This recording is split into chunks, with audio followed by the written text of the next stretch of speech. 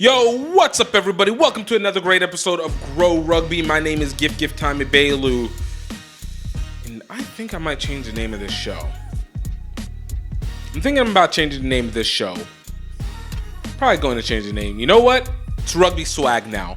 Welcome to Rugby Swag. Yeah, you guys just got that all within a moment. Intro. Old intro. I think the minute I stepped on a practice field for rugby, the calling happened. An 8-year plan to be on the team. And I was in it within 2 years. Don't wait until you are a pro to be a pro, right? And I walk around with a rugby ball sometimes and they're like, what is this child on? It looked like it was a heavy hit. It's up, it's not up. You know, that's the first time I played like professionally. I'm making rugby money. How can I make money outside of it? And there's two Scottish guys, and I said, "Oh, you're here for the movie." That rugby is a game for all shapes and sizes, all cultural aspects. He looked at me and he says, "You guys are awesome." Grow rugby, grow rugby, grow rugby, grow rugby, grow rugby, grow rugby, grow rugby.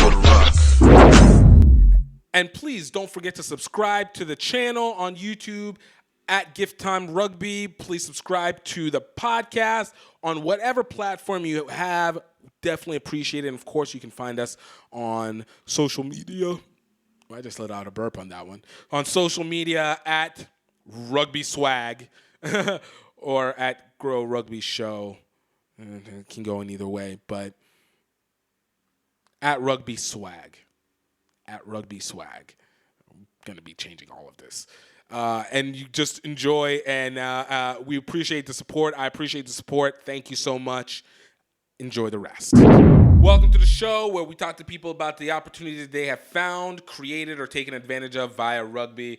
And of course, we're doing another one of just me. I enjoyed doing it the last time, and I think it was fun. So keep doing it, and then, when we have guests, we'll throw it on there as well, too. I think it makes for some great additional content. But today, just really going to keep it simple.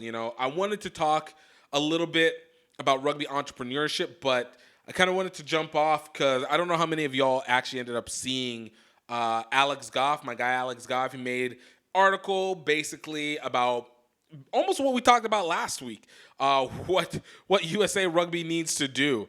And for him, his was obviously far more game-centric. I think mine was much more business-centric, but his was more game-centric. And hold on, let me see if I can find some of the highlights that went into it, because I think his was a much harsher take than I think mine. It was called The Reckoning. It's not just the RWC thing, and just a whole breakdown of where he felt like he needed to change from governance to coaches, basically working the age grade system, and kind of taking some of the spots that if you never saw Tony Rendell's tweet or Facebook post, really, that was basically about a conversation he had with Eddie Jones way back in 2016, before Eddie Jones got hired on to England, and I guess they were interested in having him come to the U.S. again, which, makes the rumors of such make more sense, again, of why would Eddie Jones come to the U.S. And then there was, a list of things that Eddie Jones said. I think, number one was, your coach needs to live in the U.S. And this kind of is a strike towards people like John Mitchell, who refused to live in the U.S. while coaching, and Mike Friday, who lives in the U.S., I think, half the year and then goes back home the other half. And so you don't have that consistency across, and how that impacts the overall effect. And then there was a few other things included, and the ITTs, which honestly is a little bit before my specific time of playing rugby. At least I think I came at the end of it. 2009 was when I came at the end of it. They said it lasted till 2011, but I don't really remember it that well. But basically it was regionals. And it's an interesting take, but I think the thing that was most telling was basically Goff being like, yo, we just need to start afresh all over again, and try and do it over. He was talking about from each of the coaches, from Mike Friday, that even though the U.S. has placed well within the sevens tournaments, in second place a handful of time, won a handful of time, but when it came to the biggest games on stage, the Rugby World Cup sevens came in sixth, Olympics, what was it, fifth and ninth, respectively. So it's been very underwhelming. And then he didn't hold off from the women's side, which is always funny because, you know, a lot of people complain to Goff about his takes on the women's side, which it's not unfounded. I think they can be, his takes can be a little bit more male-centric, and that's why you have great people like Jackie Finlan and Scrum Half Connection and all those people to create some balance. But you know, Wendy Young, you know, shout out.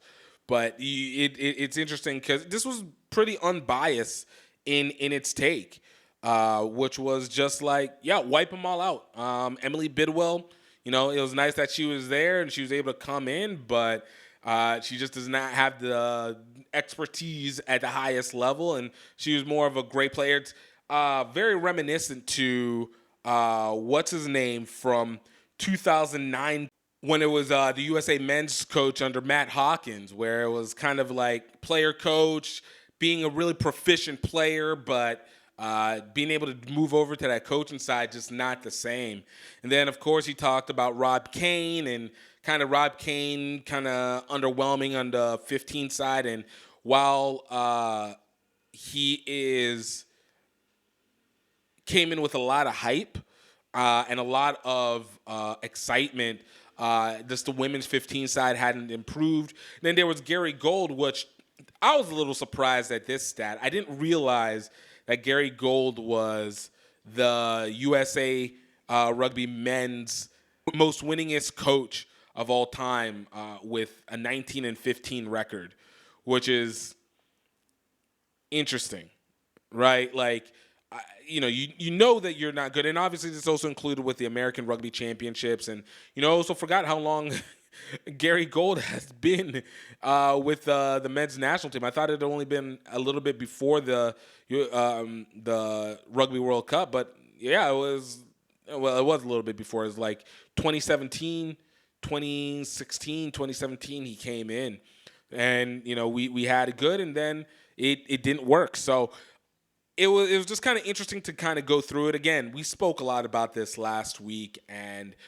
taking it from the player side, at the playing side, there's some things I do agree with, some things I don't. I don't fully agree with completely wiping the slate, because it's easier to say wipe the slate whenever you don't have anybody to replace them with. And at the administrative level, definitely needs to be. I mean, they just did also a re-up on all their administration this last couple years with creating new groupings and trying to the community. So I think there's still time to do it. As far as from the CEO standpoint, with Ross Young being in the position, I mean, again, we can talk about questionable things like this college split that's happened, the amount of money influx and everything. I mean, look, it's an interesting article. For me, like I said, I don't agree with full total wipe down, but you definitely need another reset, especially now that you have more time until the Rugby World Cup. But really, it's more than just trying to get ready for the Rugby World Cup. It's actually trying to create a system top to bottom, separate pieces again.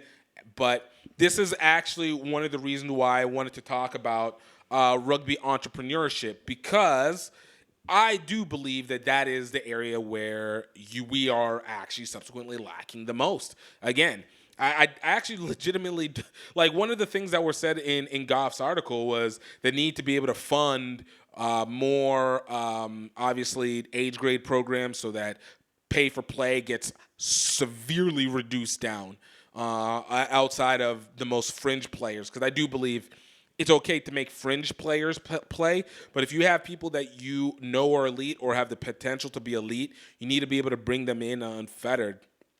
But it goes to the fact of not being able to bring in money. And part of that ability to bring in money is the constituency being able to create ecosystem around rugby. You know, this is for me, this is one of my biggest highlights. So I can talk about this from personal experience because this has been the growth process for me, even to this point. Hey everybody, this is just the break train sending out a personal little video diary to all you people out there, where I am going to document me riding most of the way between Singapore and Tokyo for the 2019 Rugby World Cup. I needed help, and it came from Louisiana. We in Singapore, baby! Gift from GiftTime Rugby USA is a extroverted tour de force. But what unites us is a hunger for adventure. Off to KL, Kuala Lumpur. Yeah! Woo! Gift, where are we? We're in Morning, Vietnam! Mount Fuji, baby! Our love of Asian rugby culture. 1, 2, 3, center!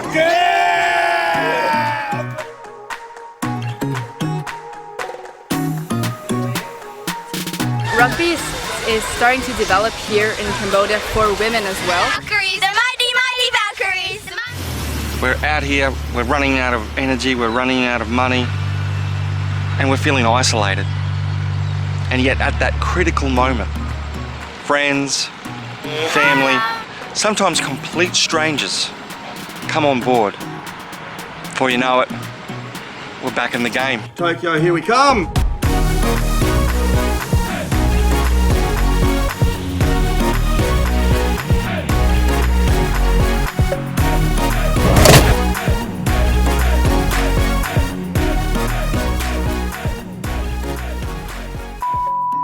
How do we make rugby entrepreneurship a real thing that's not just limited to, and I said it last week, jerseys, tournament sales, and camps. Like, these are the three that always end up popping up. But how do we expand it past that? So, you know, with the Rugby World Cup coming to the U.S., there's been an uptick of investment in rugby here in the U.S., or at least in interest in putting stuff in there.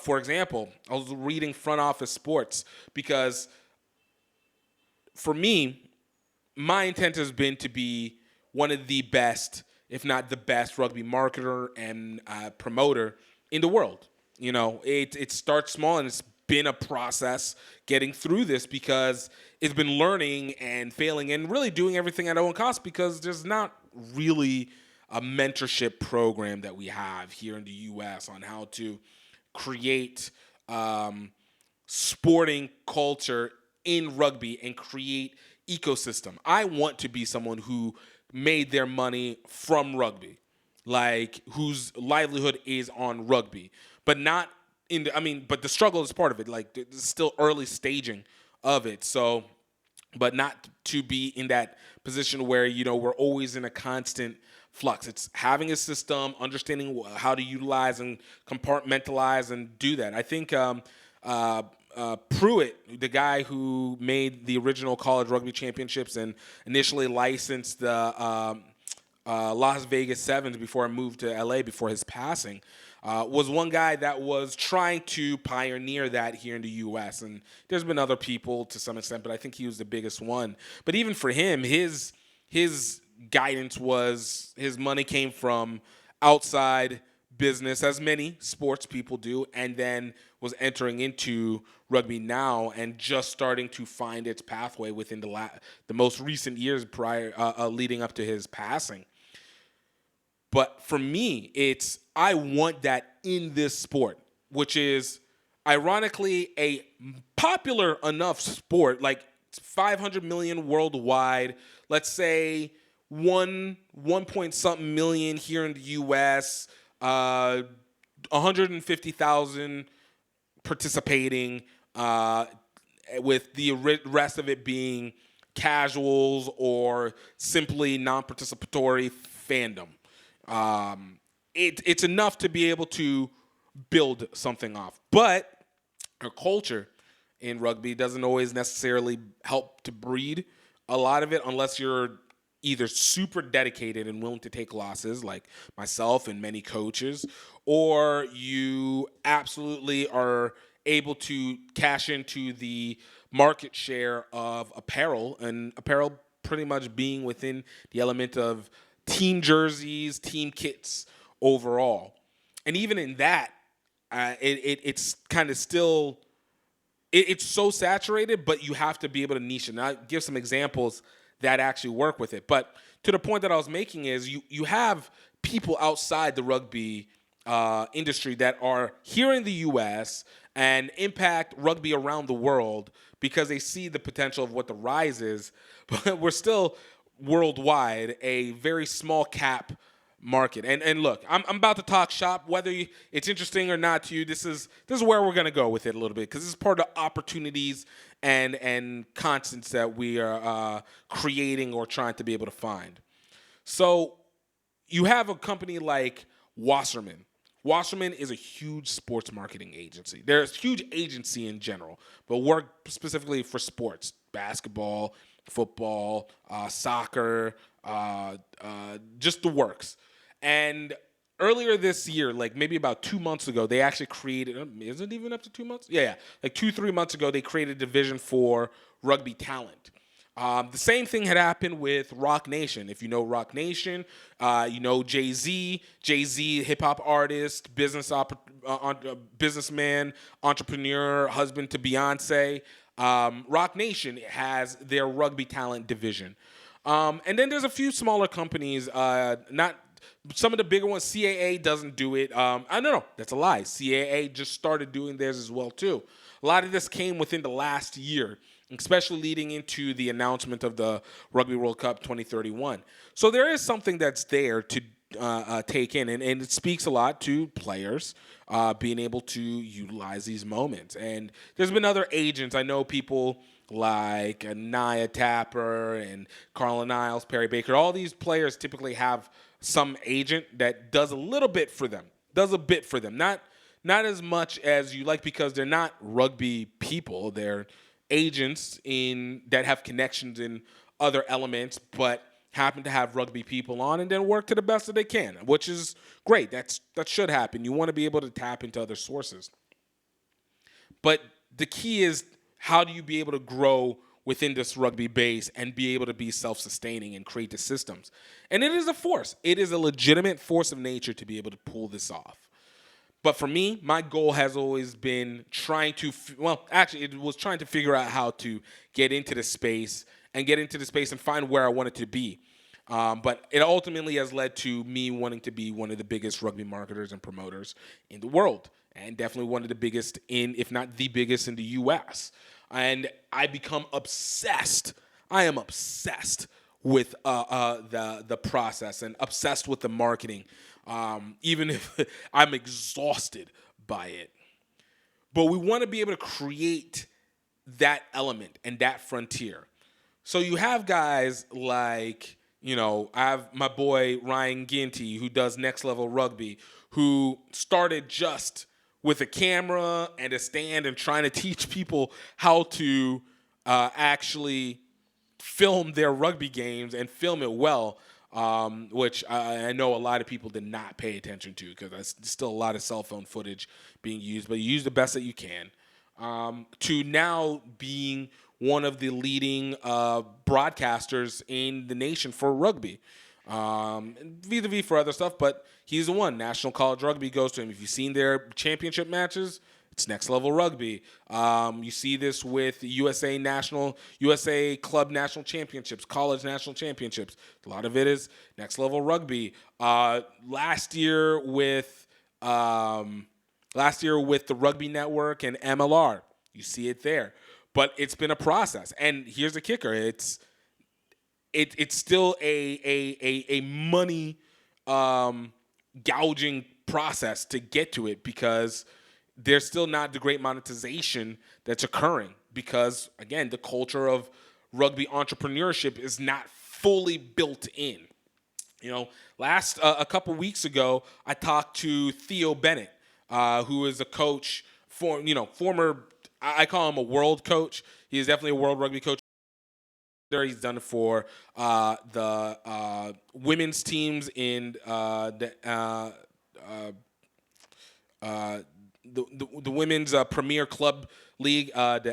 I want to say NSWL, but in the women's side with Nyack and Old Blue and San Diego, done it for Brazil for their national team, for the Olympics, done it for U.S., done it for New Zealand, everywhere.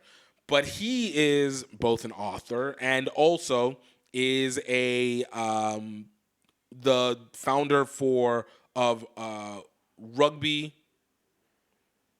Rugby Incorporated, Rugby Inc., who does jerseys, and that's a lot of his bread and butter right there. Remember talking to Naya, and Naya, you guys have seen her more and more on social media, promoting and posting and pushing out more products through her brand, which adds to that concept of creating a little bit of a blueprint. Ileana Marr, we've now started working her way through her social media, is now with World Rugby, which, who now owns Rugby Pass, so creating their own shows, adding to the Rugby Entrepreneurship guys. I can continue going on, but, and we can show, but even within those elements, these are very few and in between. There's not a slew of rugby broadcasters that exist out there. There's not a slew of rugby influencers that exist under the term of rugby by itself, because it is a teaching process and it is literally breaking a market into it. But it's also the culture of rugby here in the U.S. and I will say even overseas, but I think overseas England has a much easier time because it's much more natural to their culture, so they have far more variation of it. But it's trying to find a way to cultivate the ability to utilize the sport of rugby and piece out branches to create other industries that support the sport and the culture, and then continue on from there.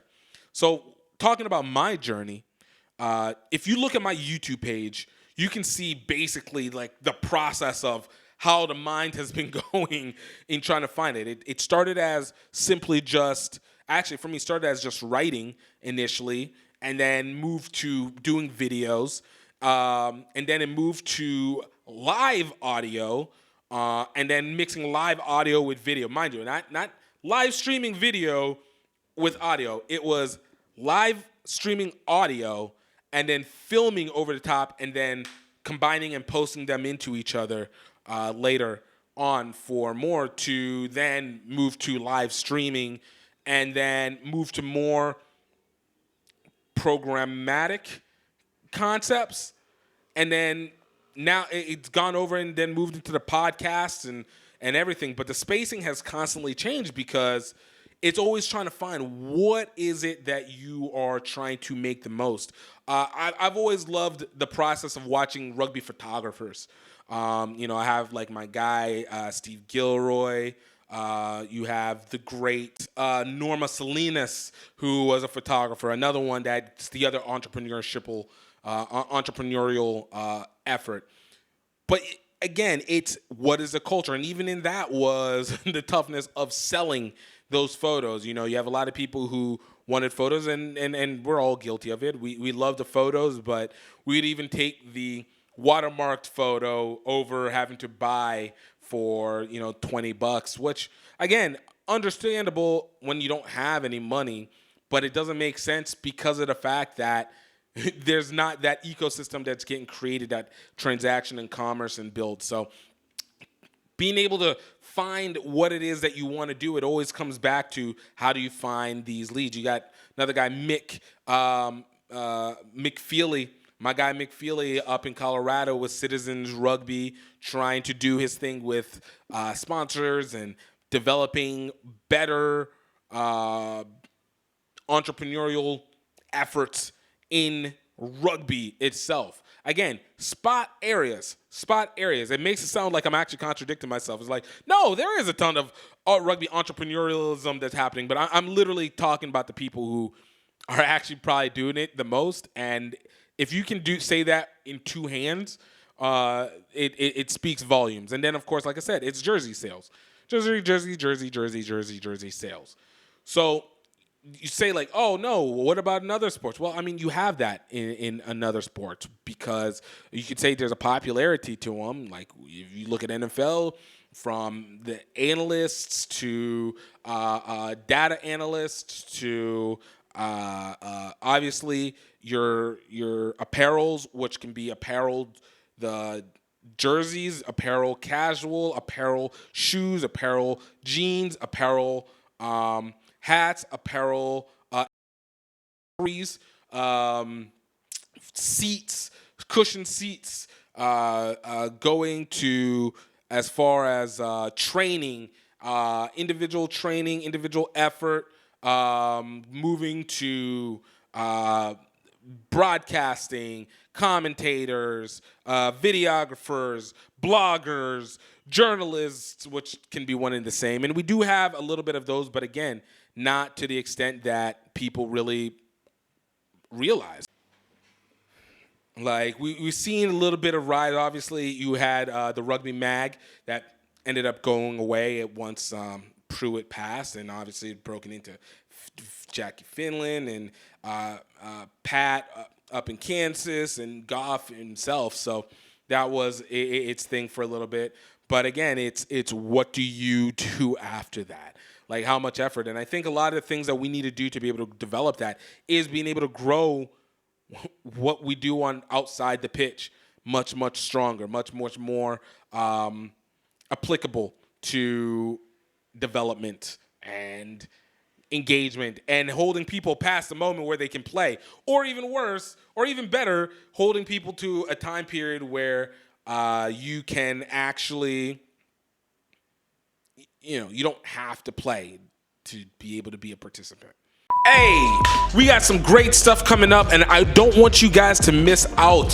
Straight off the bat, HBCU Rugby Classic tickets are going up for sale starting on Black Friday. It is going to be the cheapest they'll ever be. It is great seats. We're talking about VIP, talking about our general seats. HBCU Rugby Classic happening on March 31st through April 2nd in Washington, D.C. at Howard University. It's going to be the first time on Howard campus. And why should you go to it? We are going to be the most dynamic, entertaining rugby tournament that you have ever seen. It's not even a tournament. We're a showcase. We're here to be able to show culture, HBCUs, and the mixture into rugby culture. It is something to be seen, from step shows, great rugby performances, and musical performances as well. So much that will be happening, and you don't want to miss out on it at all.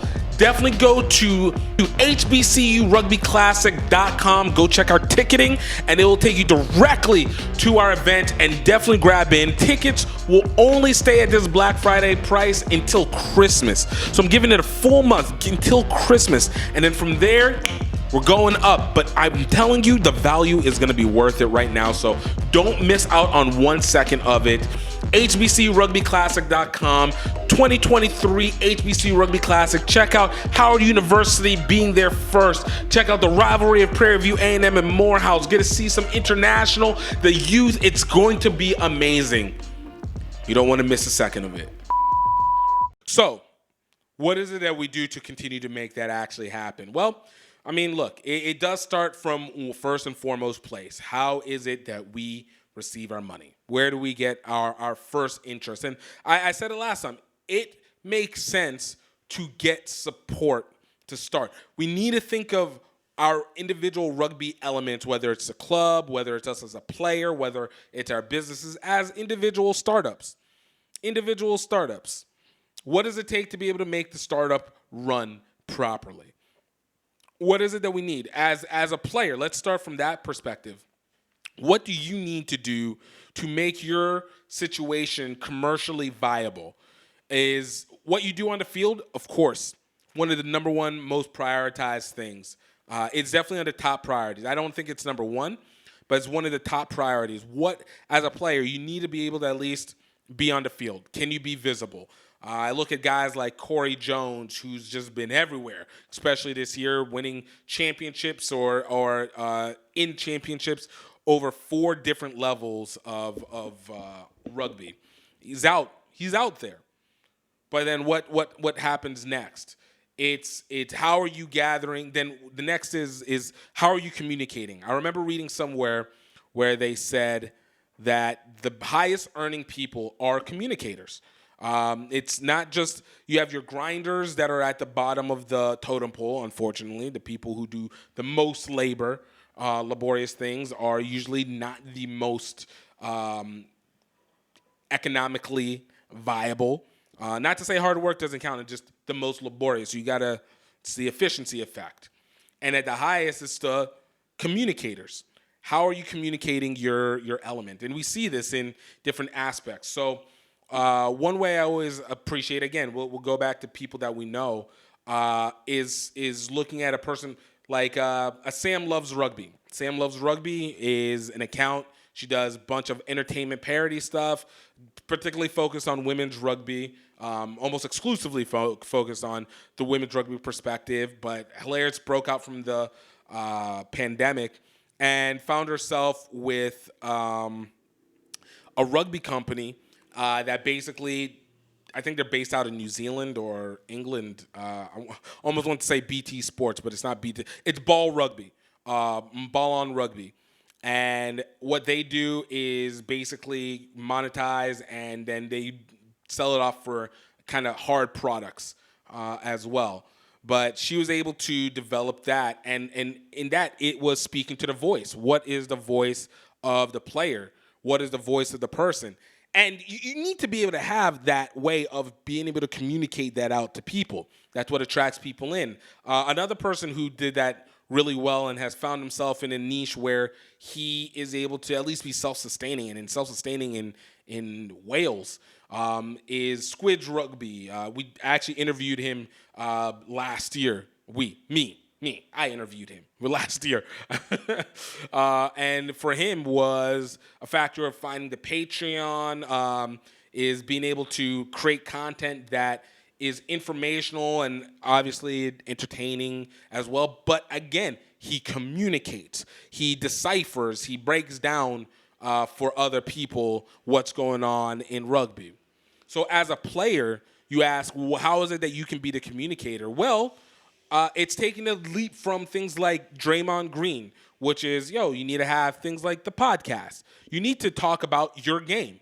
What happened in your game?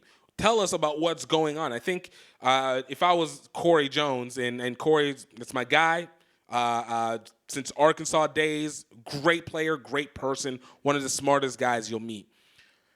But I would have said, hey, man, you need to go and do your podcast, because you just went through a huge line of effort of championships and gameplay. And outside of what people talk to you about, and outside of what is talked about in, I say private, public conversation, but in closed conversations within public forums, there's not really much known. Like, you talk to Lance, which was great. That's one platform. But what about from you, speaking from you, like telling your thoughts, your feelings, your aspects on it? That provides an element that people won't know. I had a friend one time, Eddie Evans, actually, former Canada national team prop, played against Jomu Lomu in the '95 Rugby World Cup. Always talks about that. But I remember one time whenever we were going to I was trying to figure out whether I wanted to go to a press conference for the Rugby World Cup, and I was like, I don't know if I want to go, because to be honest with you, these things are kind of boring. There's nothing really said, because everybody talks in coach speak and player speak, and basically saying a lot of words and nothing really actually coming out. But he gave me some great advice, gave me some great perspective, which was, look, you're entering into an opportunity that many people will not have a chance to. So it's not about whether or not you enjoy the press conference or not, but it's about how you're able to project the experience of it and allow people to be able to enter into that room without having to actually enter into that room. And that's the same that it is with the player. Now, I'm just using Corey Jones as an example. It doesn't matter. Any of the players. Any player, especially if you're trying to play at the highest level, at camps or anything, you should be talking about your experiences regularly. Like, open that thing up because it makes you, one, more personable, and two, it makes it easier to see how engaging you can be for people to want to partner with you, for brands to want to add into you, for you to even get more visibility from other teams and see how your character matches to their culture. But it's those little tidbits of elements that create the element of entrepreneurship. Now, the other half of it is having an audience that's willing to buy into what you have to offer. I mean, it's a whole different game with just people viewing it, but now you have people needing to engage. And that is hard.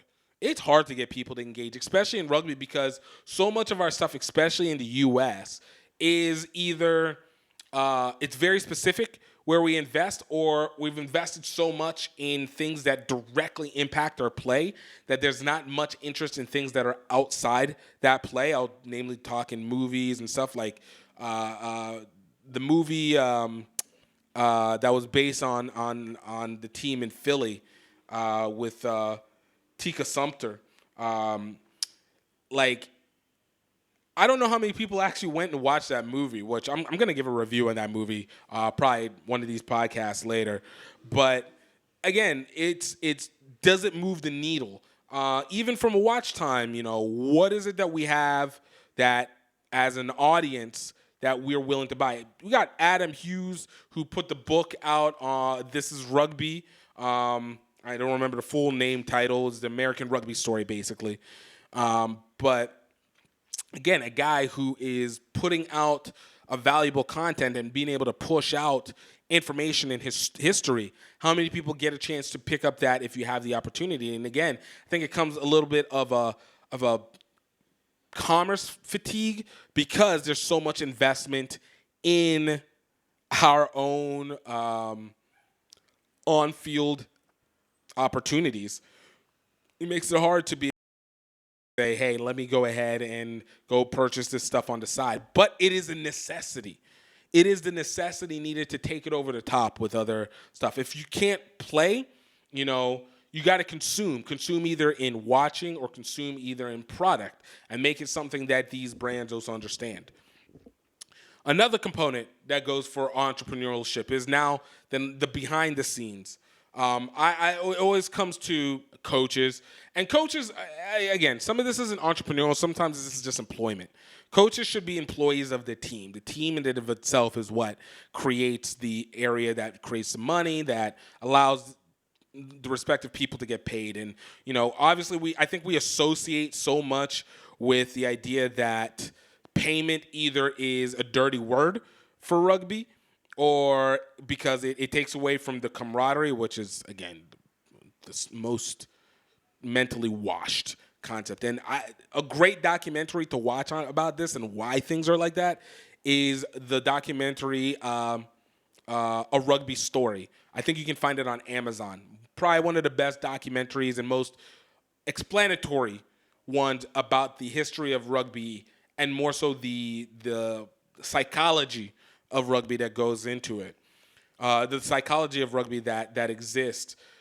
But understanding that payment is not a dirty word, nor should it be limited to just professional sides. Obviously, I think we have paid coaches in the collegiate levels, but again, creating stability. But how are they able to do it? Now, a lot of people say, go through the athletic program and stuff like that. I'm not a giant believer in it. I've been told enough to be accepting, but I'm not being sold. But it's what do you create from that team to impact and create interest to others. This is where my journey as a rugby promoter and a marketer has come into it, and also being able to know the place. I know for me, bringing people to something like the HBCU Rugby Classic as players is challenging, but not that difficult because there is an incentive in the idea and the cultural element of it. Bringing spectators to it, It's a totally different game. It's a totally different game right there. And that's one of the things that you have to have that lifeblood. It's how are you engaging to people who are either one, not, or they're rugby people, but they're rugby people to a specific community of rugby. Two, they're non-rugby people, but they're sports people, so there could be a shared interest. Or three, they're not rugby people, but they could be transitioned over. And what is it that you can do to create a casual element for them to attach to? And honestly, that casual bit, the non-rugby fan who's a sports fan, and the non-rugby fan who's just wants fun or something to do, those are the ones that we actually have to use the most. That's where most of the money comes in. So it's being able to bring that element through. So from the outside perspective is, what are those components? Yo, Black Friday is coming up. The holidays are coming up. And this is the perfect time to be able to get your family, your loved ones, your friends, your rugby stuff. Not just another rugby team, because they might not even care about that team. You can't, maybe not everybody's here rocking for the All Blacks or rocking for Ireland or just has a USA rugby jersey that they want to drop on. But you definitely can never go wrong with a casual rugby wear. Check it out at rugbyoutletmall.com. Get the stuff that represents to the things that they already know, like our Rugby Life shirt representing the YouTube culture. Of course, get our Rugby PayPal shirt that is just a beautiful blue that goes along with it. You guys can get our HBCU Rugby Classic shirts if you want to represent for new and upcoming culture. But more importantly, guys, because you're listening to this podcast right here, definitely want to make sure that you have something to go along with it to provide. So for any first-time users, definitely use the code Grow Rugby for 20% off. That is Grow Rugby, GREAUX Rugby. That's 2 words, GREAUX Rugby, and you guys will get 20% off of any Icano Rugby shirts, any HBCU Rugby shirts, and just be able to fully embrace the merch. It's wintertime. Suit up. Get representing for your rugby anytime, anywhere, any place. It's going to be worth it, man. My guy Cassettes Cheering Genji has a company called ASTAT, and they do data-driven. They do follow data for sports, but focus has been very much within rugby. Stats create interest because they create stakes. Now, we have to say, what are the stakes that are at? It can be gambling. It can be bar fodder. It can be conversation, which I guess is the same as bar fodder. But it creates something that people can attach themselves to. So there creates an element of need for it. But it's not the cheapest thing in the world. But can it make what you do better? Can it make it more interesting for your constituents, your community to be able to follow what you do? Of course. I remember whenever I was doing blogging initially, one of the hardest things to do was trying to find some accurate stats to create comparative analysis on people. Because one, you can't watch every game. Two, not every game was watchable because you can't see it because either it wasn't being recorded or the recording was terrible or it just, you don't have numbers, so you don't have names to go to the jerseys and the bodies that are there unless you absolutely know them. And, again, you don't know them all. But you have something like ASTAT and boom. Now you at least have some direct data-driven information. You can make comparative arguments. Now you can have the conversation of who's the best over here, who are the best combinations to put together. Can this athlete from this sport work here versus this athlete, rugby, go over here? Like, there's conversation, and that creates the element of commerce. It is a marketing ploy. It creates an entrepreneurship. So you want to have these factors in here, but again, you have to create the culture that allows it to be able to grow, and that's what also grows it from there. I remember whenever fantasy football came out digitally back in 2001. Like, really, I think it popped. It was Yahoo Sports really took it over the top, and then ESPN and Fox and everybody else came in maybe about like 2-3 years after that. But Yahoo Sports, I hopefully believe, was the leader in the digital element of fantasy sports. With fantasy sports, I believe I saw a stat somewhere that it increased viewership, at least of the NFL, by at least 70%. Because of the fact that now people had stakes in the game. Now, we do have fantasy rugby and everything like that, but my point that I'm saying on this is adding elements that are not necessarily of the sport, but they are in relation to the sport, can add engagement more. Rugby artists. Now, I spoke about this last week, and I said we need to be able to support our storytellers, our filmmakers, et cetera, like that. Do you guys ever wonder why we had so many sports movies? And as cliche as they are, there's a reason. You start them young. I mentioned the Little Giants, Remember the Titans, Rudy. We got our basketball movies, The Sixth Man, Space Jam, Hoosiers. You have these hockey ones, The Mighty Ducks, Glory. Is it Glory? The one against Russia. Like, all these sports have a marketing element of filmmaking because of the fact that it starts you down the path early. I remember when I watched The Mighty Ducks, and for the longest time, I wanted to be a hockey player. Up until I realized that they don't play music while you play, because I was living in Iowa. We got to see college games. It was kind of cool. But, like, the Mighty Ducks just made it seem so big and so amazing. The junior nationals and all that, and just being able to be, like, a big-time, kind of rowdy hockey player. But, again, it lost for me once I knew that you can't get, like, hype music while playing, which would have added so much more. It gets too quiet. Like, I just don't want to hear hockey players. Doom.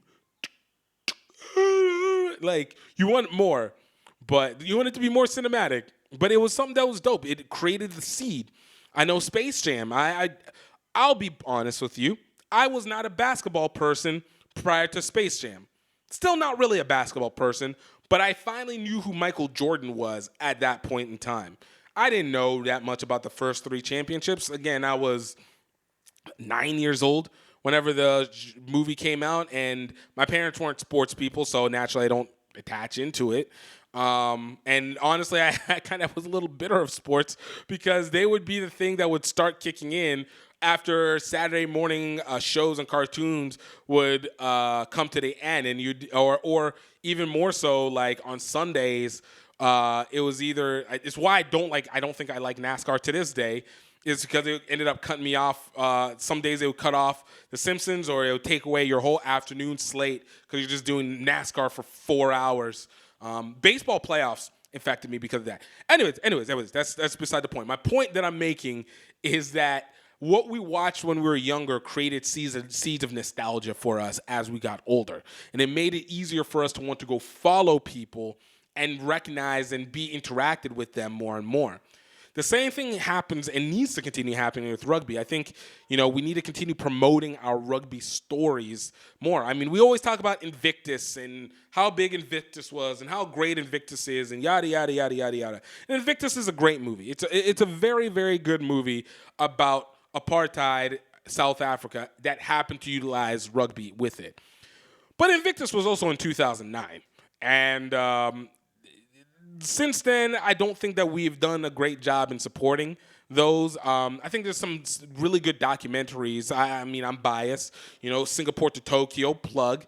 Definitely go see that. Great documentary. I talked about A Rugby Story already. I always, what is it? The Scrum, Toughest Scrum or something like that. But even you have your scripted ones like Forever Strong and Like I said, the one with Tika Sumter talking about the Nomads. The Nomads, that's what it's called.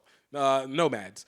And you know, while they're not always great, one of my favorites is the Tagalog one called Sai, which is not rugby. It's rugby, but it's rugby in the eyes of somebody who's never played rugby. But it still counts. It still counts. Like, these are movies that can create the seeds and create those superhero elements. I even remember, you know, you'd see your players in all these shows and everything like that because it creates those seeds. We need to do more of that still in rugby and need to be able to do it. And now we have YouTube and obviously the social media platforms to continue to rise on that and do that. We got guys like Akinola Raymond who does wild comedy for his stuff, but every once in a while he'll throw in some rugby stuff inside there. It's something to watch. You know, and like I said, I mentioned Sam Loves Rugby and some of these other cats that just like they create a story time to the rugby. I think Great American Rugby with Lance Kavanaugh, he does his stuff on TikTok as well too. But it's those stories. We need to support those. And if they're putting out content, try and find a way to be able to purchase them in, because while the first one might not be that great, what you've done to be able to set up for the next one helps improves things way more. But this is part of that rugby entrepreneurship, building outside of just what the sport has to offer on the field. And then that goes into agents and other promoters and even from medical sides, more doctors that work with rugby, more masseuses, more physical therapists that can do it. I want the rugby brews, and I think we've seen that before, the rugby brews. And then the non-alcoholic ones, like more of those people that can create that focus where it feels like you're living in a rugby world. That's the end game. It's to live in a rugby world. That's whenever you created a rugby ecosystem. But it's hard to be able to grow rugby whenever you don't have the rest of that element. Whatever it is that you do on the field, again, works for diehards. It works for those who are already participating, but it doesn't attract more people. And it's ironic, again, rugby is a sport that has 500 million viewers, all right? 500 million viewers worldwide. And we're not able to maximize it. And then here in the U.S., which is the marketing and entertainment capital of the world, is not able to utilize it more. That's the parts where the sleeping giant concept needed to be woken up. Players are going to come and go. Players literally are the important element, but they're finite. Unfortunately, they're finite because they age out at some point. Like we're facing that right now with our U.S. men's national team, and and to some extent we're going to feel that sooner than later with the women's national team. If you're going to use them, you got to use them quick and hard, but you've got to make sure that you have the pillars of everything else around it there and put the people in power. Like, I always say it's kind of wild that lacrosse keeps getting so much viewership, but it's because the people that were in positions of power at ESPN were able to take advantage and put lacrosse on, and forever have been able to continue to do it and pay lacrosse in all its formats to keep being on all the time. It's interesting. But yeah, to speak into that factor, that's where you go into those pillars. And like I said, for me, and even on my journey, it has been one that you have to constantly figure out where your place is. And that's I think that's the last part I want to be able to leave us with, is understanding where to find your place. I use a perfect example for me. Like I said, my goal is to be the best or best known rugby marketer and promoter in the world, and 100% within the US. over the pandemic for literally about a year, probably the busiest year of my life, where it was trying to get married and then traveling all over the place. I was with NCR for that time bit to be the development coordinator. And initially, whenever I took on the position, I really did think it was something that was going to be good for me and that would be able to work and be able to build. But as I got into it, where it was just to try and recruit and find teams, I found like this isn't exactly what my niche is. Like, I'm not super interested in trying to find a team and then develop it within that, like, or create it. I want to be able to help you be able to develop, of course, but I need you to have already done the work on putting the initial pieces. Let me help you be able to build out. Let's help you bring more attention. Let's create more of an element where you can create sustainability. But where you decide to go and play at a conference or what team or division or whatever, I simply just do not care. I don't care enough. In this element, there's not a big enough return for anybody to make it that interesting for me to be like, I need to sell you on this place. No, I want to sell you on your self-sustainability. Then after that, you can do whatever the hell it is that you want to go do. But I, as a recruiter, it didn't vibe with me. It didn't end up working, and then ended up stepping down from that position. NCR guys, great guys. I have no issues. But it wasn't the position that was built for me. And especially when you had somebody on the other side who was just so elated about it, so elated about doing that work. I was like, if I can't match that energy, I do not need to be on this position. It is not the position that's set for me, because I can't obsess on it. But for me, when it comes to the marketing and the promoting, the building, whether it's building the media platform, building an event, building a persona. Oh, I love this. Now I'm in this position of working the monetization and really being humble on it. It's a weak part for me, but it is a part that I genuinely am intrigued by because I love being able to talk to people. I love being able to have the conversations and the negotiations, because that element is needed. It's needed, and it's interesting, and of course, it's very universal, but it creates an element of control on the destiny. But it's because I know what I want to do. I would not suggest everybody goes into sales, because it can be extremely exhausting. Like, the amount of having to follow up that you have to do. Like, after this, I got to go do a bunch of follow-ups.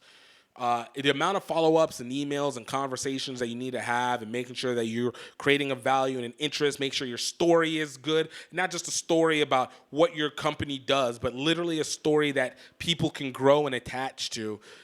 It can become a lot. And then, of course, you have to consistently put stuff out where you need to make sure that you are able to show your credibility and be able to do these things that prove the fact, and also enhance the fact that what you believe is something that should be believed in. That's a lot of work. It's a lot of work, and not everybody's built for it. Everybody has their part, but you got to find where your part is, and we got to make sure that we're cultivating people to find their part in this whole process. Sometimes it's on the field, sometimes it's off the field, sometimes it's independent, sometimes it's in connection with another company. It's just being able to find that marker and build that ecosystem over and over and over and over, where it now becomes a sustainable element, and celebrate people who are in these elements as well. And, obviously there's always going to be conflict and, internal conflicts. Sometimes people are going to cross paths. I know there's people who I've had in rugby that I won't say I'm bitter against, but I probably would never work with them on a professional setting again. I don't have the trust. The flip side, I know there's people who feel the same way about me, because we've all made mistakes or had conflicting ideas, or the executions did not work into the way that either of our minds imagined. But it doesn't take away from the fact that you still got to find and cultivate those areas and celebrate the people, celebrate the moments where it's working. And you need to make sure that you're not so attached to a singular idea. And the community has to cultivate that. I genuinely believe that rugby has the opportunity to be not only, and I believe this since 2013, 2014, when I really first started doing this, maybe a little bit before 2012. But rugby has a chance to be the innovative sport for a digital world. We're more and more into every single day. It is a sport that needed to have less gatekeepers, and now you have the opportunity to be less gate-capped. But you need to be able to take advantage of it. And it also means doing a lot more of the manual work up front. But if you cultivate that into the culture and not make it so much a central component of the characteristic that it becomes Wall Street-esque, where all it is money, money, money. But again, it's about creating sustenance and sustainability and forward movement. I think you'll see a completely different ideology that occurs with rugby over the next 5 years, whenever you feel like people are able to settle themselves into sport and concentrate and not have to just worry to be at the mid-professional, professional levels and struggling to get by. But guys, I thank you so much for taking the time to listen, taking the time to be on here with me. Enjoy the name switch that we have, which is now going to be Rugby Swag, formerly known as Grow Rugby Show. This show will be turning into Rugby Swag. You'll see it on everything, but I really do appreciate you guys taking the time, and I hope that you guys were able to get some value. I hope I was able to give something interesting, but most importantly, I want you to know that I hope that you are happy. I hope that you are healthy, and I hope that you know that you are truly, truly highly favored. Check out some of our other episodes. Please don't forget to subscribe and add into it, and I will see you next time. Cheers.